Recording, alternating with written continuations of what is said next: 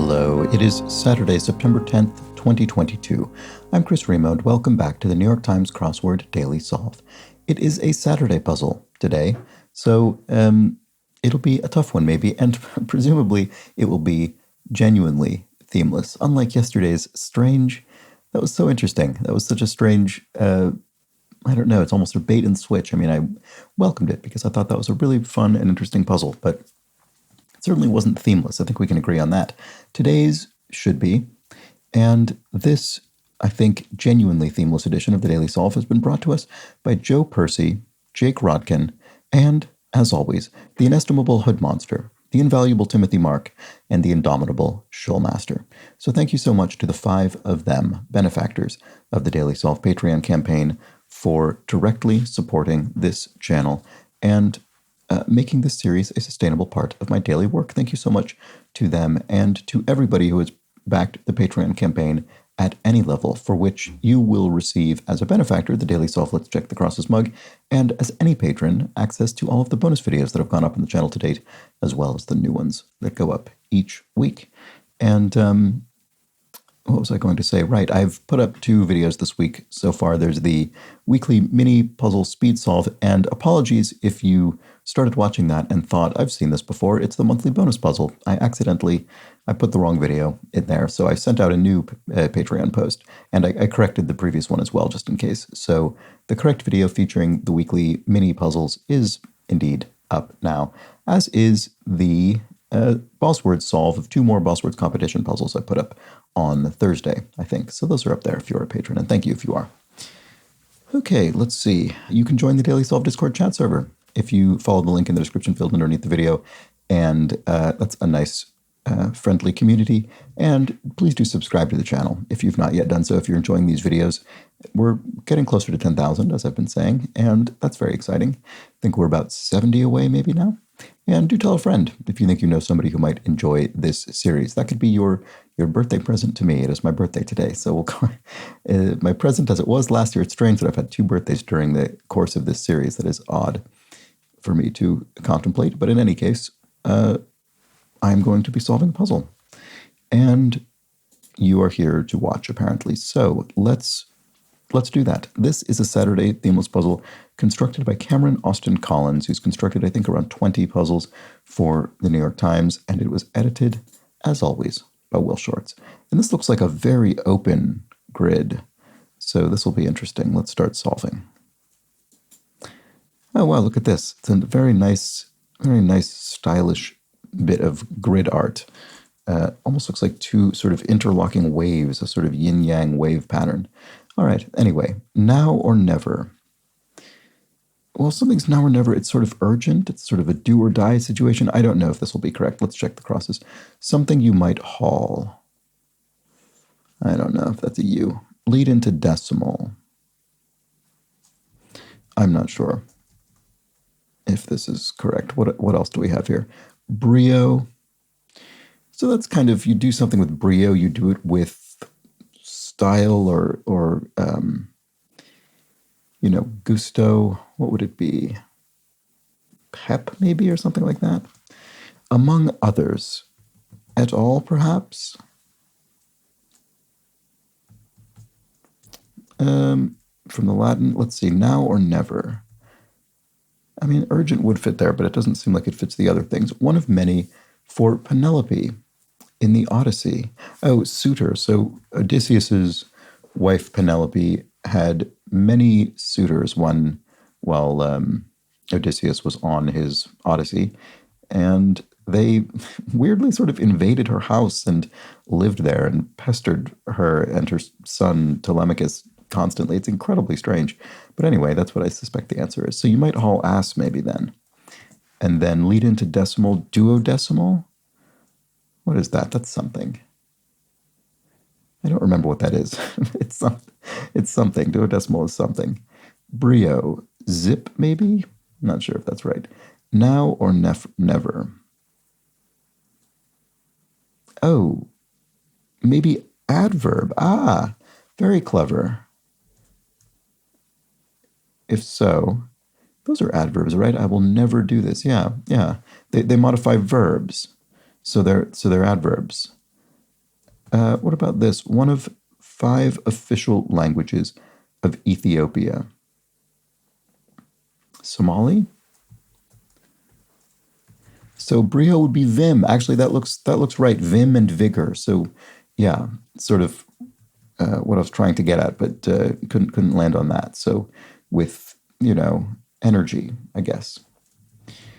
Okay, big sponsor of golf, sailing, tennis, motorsport, and equestrian events. I'm guessing it's Rolex. Their timekeeping would be important, presumably, in most of these sports, and so Rolex presumably is a big sponsor there. I would think that that's appropriate. You're on. It's a deal. Bring it. Maybe there we go. A challenge where you challenge somebody if you're about to start a competition, perhaps one measured with a Rolex timekeeping device. Jukebox crooner with the 1965 hit 123.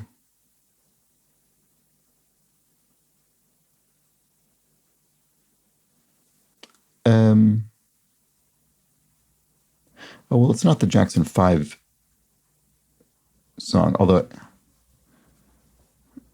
that would be too early, right? Let's see. Sports event that notably declines to drug test its participants. Oh, it's interesting. I didn't know that. The X Games, presumably. Extreme sports, I guess that's they're sometimes called, hence X Games. Home by, you could be home by 10, in at 10, maybe. Tea brand with wild sweet orange and refresh mint flavors. Tezo is a brand of tea, so it's probably this one. Let's see if that helps here. Recommended labor practice. I don't know. I wish I could just see that, especially with an unusual, sort of a fairly specific collection of letters there, but I can't quite see it. Yellow slippers. Oh, banana peels. That's a great clue. I really like that. Okay, to interest, not at all. To ham. Not sure. What about this? Acquire. To net earnings, maybe? To acquire earnings, you could sort of say. Primo could be aces, maybe? Something is great. Primo aces. I'm not really sure if that's... I'm not thrilled about that. I'm gonna keep looking. What's the blank? What's the what? Be relevant to. If something will be relevant to it, it will be germane, but that doesn't fit because the B is already in the clue. It will relate to it.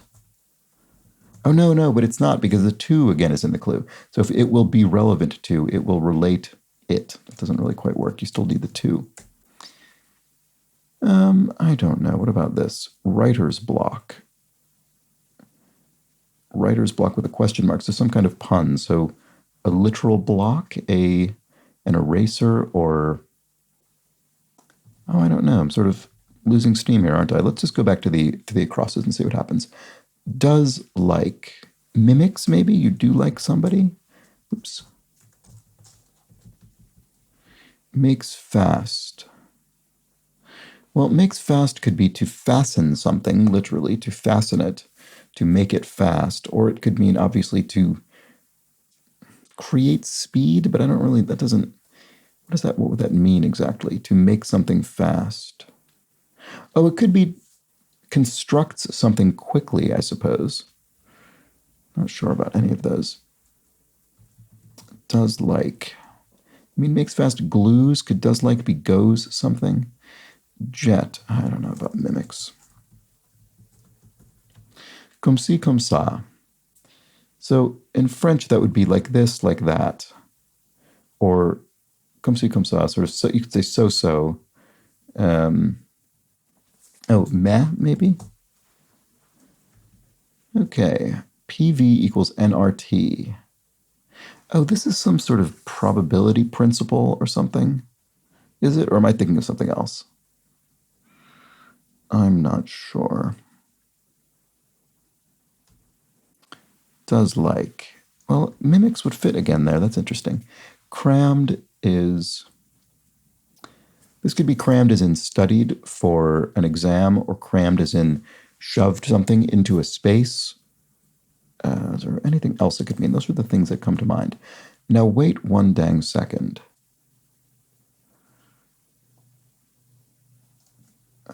Okay, jukebox crooner with the 1965 hit 123. Oh, recommended labor practice in the sense of labor giving birth. Lamaze class. That's a thing you can do in advance of giving birth. So that's a very clever bit of misdirection, and there's no question mark there because this is a Saturday puzzle, and the question marks are more meagerly distributed on the Saturday puzzle. So we were not told that we were looking for something slightly cute there or misdirected. Primo. So maybe this is aces. Hostess offering. So hostess, obviously the first thing that comes to mind would be someone hosting an event. But I think in this case it might be the brand name of commercial baked goods. Do they have something called a snowball? I think they might. Is it a coconut covered thing maybe? I think that might be the case. And it would be spelled in this sort of brand way where the snow is contracted. Okay, what's the plan? Right, there we go. What's the plan, Stan, you might ask? Okay, be relevant to. Oh, bear on? This bears on that. This will bear on that. This will be relevant to that, yes.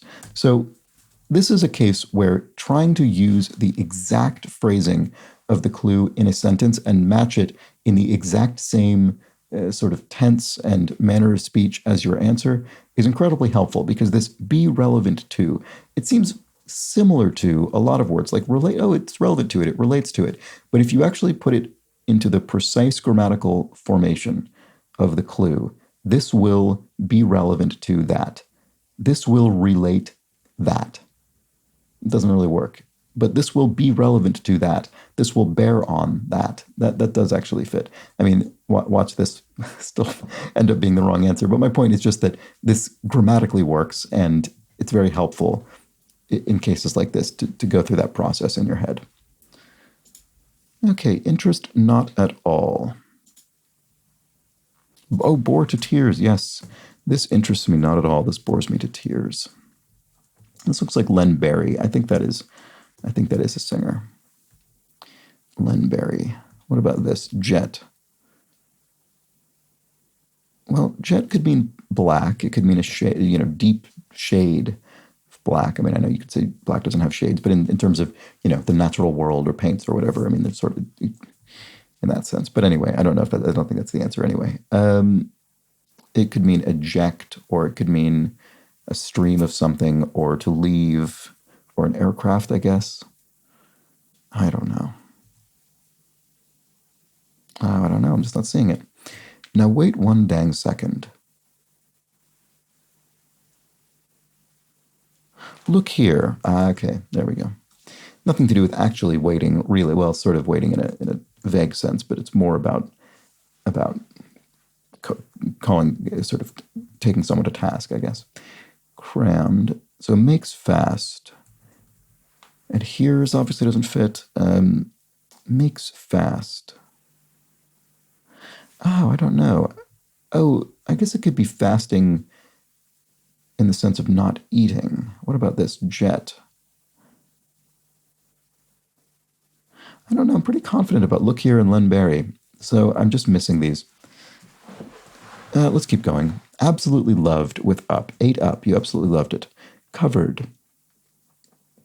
It's funny solving this after having solved one of the boss words puzzle the other day, because on the Patreon channel, because I did those much more how I solve on my own, where if I didn't see something, I would just immediately go. I mean, but by this point in one of those solves, I would have already probably seen all the answers in the puzzle, because that's just sort of how I solve on my own. But when I'm doing the video, I always feel sort of silly if I can't get something by looking at it, so I end up lingering on it for a while. I don't know if that makes the videos better or worse, but it's hard for me to break that habit. Anyway, cover. I think it probably makes sense that I'm talking through these things and thinking about them aloud. Cause of some belly aching. I don't know, some kind of bacteria or something, I'm wondering if this is a bit of misdirection or not. Maybe it's just belly aching as in complaint. Midsection in brief. Midsection in brief. Your torso, your core, midsection. What other meanings of midsection are there? Bad thing to draw when you're taking a test. A blank, which is happening to me in this puzzle. Oh, your abs, maybe? Your midsection, your abs? Abdominal muscles. Shield for Zeus, Aegis. Athena had that, right? Which would make sense as well. Cause of some belly aching. Blues singer blank Monica Parker. Sista Monica Parker, I think. Cause of some belly aching. What is that?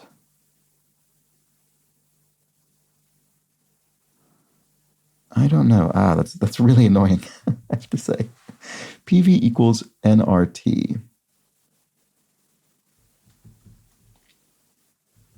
And when one might start to make a scene. Interesting. Certain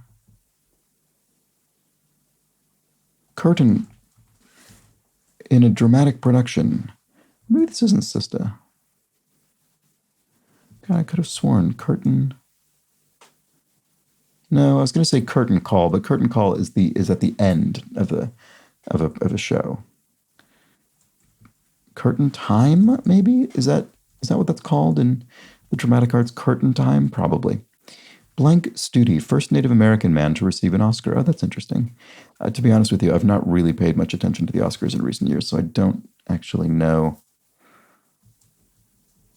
many of the recent ones. Inherited, or probably many of the older ones either, to be honest. But anyway, came into an inheritance. You came into wealth, is what that's saying there. So cause of some belly aching. What? Oh, celiac disease? Is that what?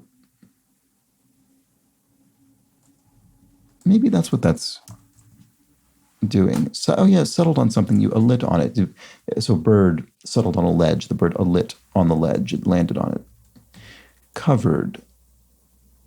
Clad all in black, covered in black. Sporting blades. Speed skates. They are blades for sporting. Ice skates, speed skates. Okay, this looks like it could be Les or Wes. Those are both men's names. I mean, perfectly plausible.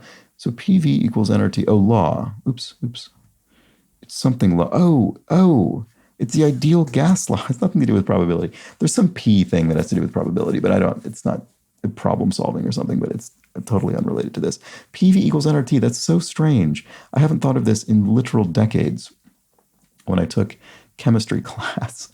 And the ideal gas law, PV equals nRT, that's so weird. I remember that collection of letters now that I see this. I couldn't tell you what its implications are or how to apply it.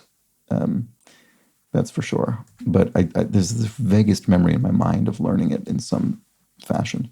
Anyway, dust like is mimics after all. Look at that. Jet is inky. Okay, it was a shade. It is a shade of black in this case. It means deep black, inky jet black. And then makes fast is moors. Okay, so it was fasten. In this case, you make fast a ship, you moor a ship to a pier or what have you. And then crammed was studied, boned up. Okay, great. We've sorted that all out. So what about this? Writer's block. Press something? Is it something to do with press a journalism term? Press block. Don't know. What about this? Carpentry supply. Beams of wood? Oh, no. That doesn't look right. Brads, maybe? I don't really use those in carpentry, do you? What about this? Oh, you think?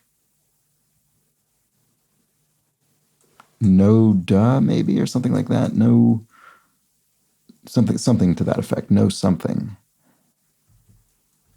Does that help this? Writer's block. A press box? At an event, maybe? Box where the press... Oh, block of seats, maybe, is what this is referring to. At an event. being covered by the press. Perhaps that's what it is.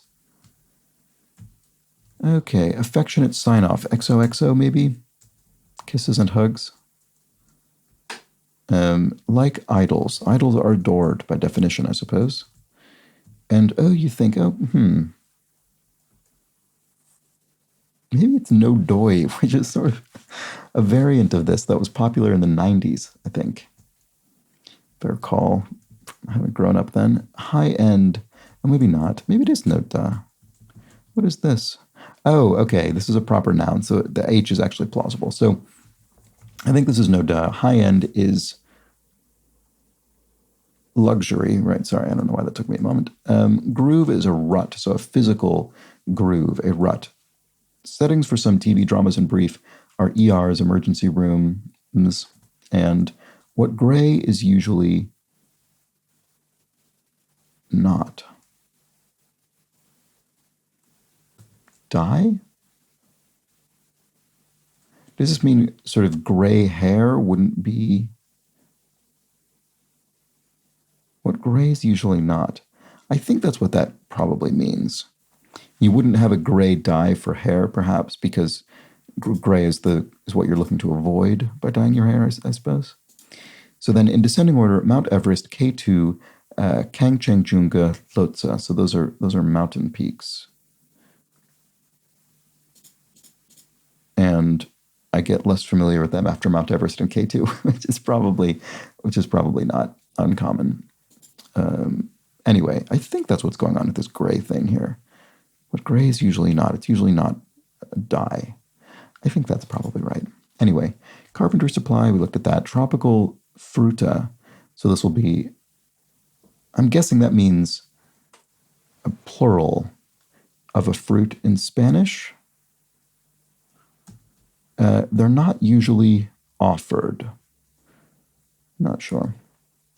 Taken care of business. Line up at a charging station. Teslas, maybe?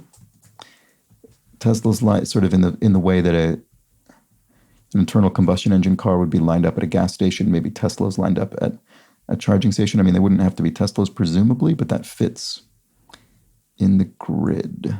Oh, and this A fits that, what I assume is a pluralization pattern here. Home of the Golden Bears, informally. Well, that is my alma mater, the University of California at Berkeley, known as Cal, because it was the first school in the University of California system. So it was just, when it was created, it was just Cal. It was just the University of California. And anyway, the sports mascot is the Golden Bear. So there we go. They're not usually offered. They're not usually offered. So they're sporadically, they're offered sometimes, or they're offered variably. Specials at a restaurant. Maybe carpentry supplies are brads. I guess you use those in carpentry. I suppose in thinner, well, I guess I don't know how big or how long brads can get. I mean, I think of brads as fastening paper and things like that, thinner materials, but I suppose there's no reason you couldn't fasten wood with brads. So this looks like piña. Is that a pineapple, I think? Or pineapples? Taking care of business. I'm not sure. Vehicle models Velar and Evoque, e.g. This will be a make. It doesn't come to mind. I'm not incredibly up on car models. Let's see. Attendant in a noble household, a squire maybe, or an equerry. What about this? Qualified, yes.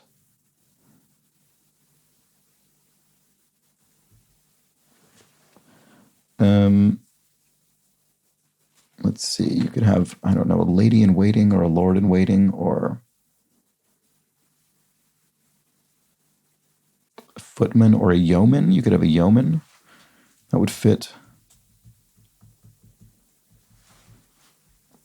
Bottommost checkbox, perhaps. Well, if this were yeoman, this could be none. So if you're given an option of checkboxes to fill out on a form, the one at the bottom might be none of the above. Let's see, yank slightly. So, okay, I think it's going to be yeoman because, oops. Yank slightly could be tug on. I mean, it could be something on in general, but I think probably tug on, probably. What about this? Pass. No or nah. Could be nah, H with an H or a W. Either one of those. You say, I'll pass, nah. Espresso foam is crema. Crema. This term was basically, so espresso foam, I think, is essentially fat. It's basically oil from the coffee grinds. It was named crema by essentially the creator of espresso, I think, either the inventor of espresso or someone very early in the creation of espresso machines, which obviously historically are a relatively recent invention relative to coffee generally. I think they're in the late 19th century, I think, is when espresso would have been invented. And because producing espresso creates that sort of oily foam, people didn't really know what it was, and it wasn't something that coffee had, without the high pressure application of an espresso machine. So the term crema was basically invented as a marketing way to make, and it was used to say only real espresso has the crema, this high-end foam, to make it seem like an appetizing, desirable, palatable thing. Anyway, pass. So right, this does look like nah. Okay, case made for significant change. Anyway, it was in Italy, of course, which is why the term has that Italian spelled and pronounced in that fashion. Case made for significant change. I don't know. Not quite seeing it. Self-esteem from the French. I think it's amour propre. Sort of, it's odd. The pronunciation of propre, it looks like proper, but in French, it's actually more used to indicate something that you have. It's yours. If you describe something with this word, it means, it's my thing. It's mine. And then amour would be love. So in a way, you could sort of read this as self-love, but translates, I guess, more idiomatically in English into something like self-esteem. I'm pretty sure that's correct. I just remember this specifically because learning this word, because obviously of the incredibly high influence on English that French has had with the Norman conquest of England and just the proximity of the two countries.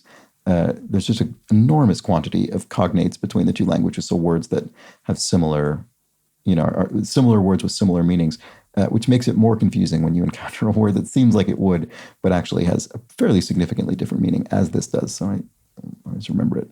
Anyway, smooth in a way. Smooth clothes is to iron clothes. That looks right. Calendar abbreviation, November, maybe? Are there other things this could be? I think that's the only month it could be. I'm going to put it in and see what happens. Oh, vehicle models Velar and Evoque. Are they Range Rovers? It looks like probably. Taken care of business. Errands? Why is it taken care of business? Does it mean they've been done? They've been taken care of? So it's business that's been taken care of, or errands? Not really sure that reads. I'm probably missing a way to interpret this more accurately. But I think that must be the answer. I don't know what else would fit there. Let's see. What about this?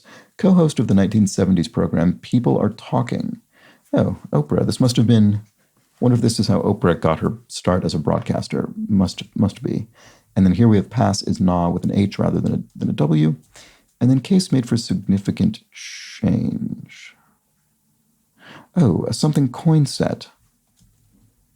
A case made for significant. So this will be a carrying case or a collector's case or a storage case or something. So California calendar abbreviation. March, I guess. Oh, mint coin set.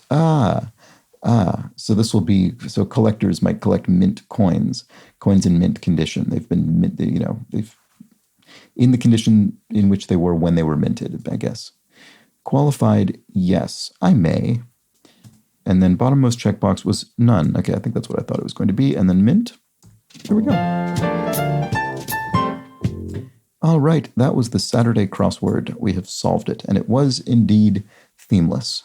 It's always nice, though, when a themeless puzzle, when in the absence of any kind of subject matter theme, we get just a nice-looking grid, which I think we did in this case. This doesn't look to me like a sort of default grid. It looks like the constructor had a bit of fun putting together this nice pattern, whatever it may represent. And good puzzle, fun puzzle with very wide-ranging set of knowledge, I think, going on here, which is well suited to a Saturday, and no pushover, I would say. No pushover of the puzzle was this.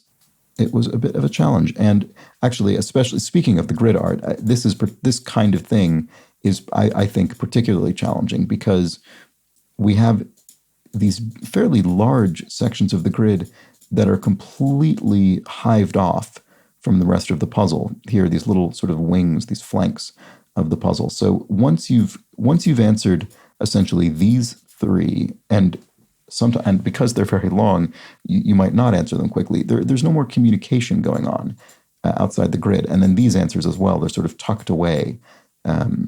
There's no connection between these and the outside grid except indirectly. So that can be tricky as well. I often find that kind of thing tough. Anyway, let me know how you fared with this, I think, very nice Saturday puzzle. And let's discuss a few clues from yesterday's puzzle, shall we? I don't think there were a huge number of corrections, but there was an observation about the theme itself on the part of the constructor. This was sent in by Lord Bulb, who said, from the constructor's notes, before submitting, I was worried that the puzzle might be a non-starter with those 4 extra rows and unchecked squares. So this is representing the Tetris theme of yesterday's puzzle. And I had pointed out after solving it that the word Tetris, the thematic, I guess the revealer answer of the puzzle, 4 of its 6 letters were completely unchecked. So if you didn't know the word Tetris, it would be basically an unsolvable puzzle. You'd have to just guess, and that would be extremely difficult if you had no idea what that was. Anyway, so this constructor continues, and if the puzzle got accepted, I had no clue what day of week it could run. The theme didn't feel tricky or dense enough for Wednesday or Thursday, but the word count put it firmly in themeless territory. That's interesting. I would have thought that was definitely an unusual enough theme for a Thursday. I would have thought so. But the word count put it firmly in themeless territory, right? So this is something that I know people who are really long-time crossword aficionados pay a lot of attention to word count. It's never something I think to look at, I guess especially because when I'm solving crosswords on the video, I'm doing it sort of, I'm coming to these fresh, so I don't have any information about the puzzle, such as word count, and of course it's not listed on this page. But I do know that's the kind of thing people think about as constructors and as sort of analysts, I guess, of crosswords. But that's interesting. I'm still surprised that yesterday's puzzle went out as a Friday. It was certainly a themed puzzle to me. But it's very interesting. I guess it was just the combination of difficulty, word count, theme, identity, all those things contribute to that decision. Anyway, let's discuss a few clues from the puzzle itself. So Miss Charlesworth points out that Judy Greer played the character Kitty in Arrested Development, George Bluth Sr.'s personal assistant. She was only a recurring character rather than a full-time cast member, credited in 13 episodes out of 84, so I'm not too surprised you couldn't bring her to mind straight away. Thanks for that, Miss Charlesworth. I do certainly remember the character of Kitty. I did not know the name of the actor, so thanks for that. And then Brian points out she's the character Cheryl on Archer. Didn't know that either. That's so interesting. For some reason, my brain put her name onto Jessica Walters, who was also in both of those shows as Mallory and Lucille. And then Bradley points out that Jeffrey Tambor and David Cross from Arrested Development also had smaller recurring roles in Archer, so quite a lot of overlap between the two shows. And finally, Lee Anderson explains that Tua Tagovailoa is the QB, the quarterback, for the Miami Dolphins and is currently the only starting left-handed quarterback in the NFL. He was born in Hawaii, so that sort of suspected the name would have a Pacific Islander origin. So there we go. Thank you for that. Interesting. The only starting left-handed quarterback. I wonder if that implies anything. I don't know enough about the sport to know if that has any meaning or if it's just a bit of kind of isolated trivia. But anyway, thank you to everybody who wrote in. Thanks to you for watching the video. Thanks to Cameron Austin Collins for constructing a puzzle just for my birthday. I very much appreciate it. And I'll be back tomorrow for the Sunday puzzle. Probably less tricky than this one, but much longer, bigger grid. So join me for that, for our leisurely Sunday morning solve. But until then, please do have an excellent remainder of your Saturday. Take care.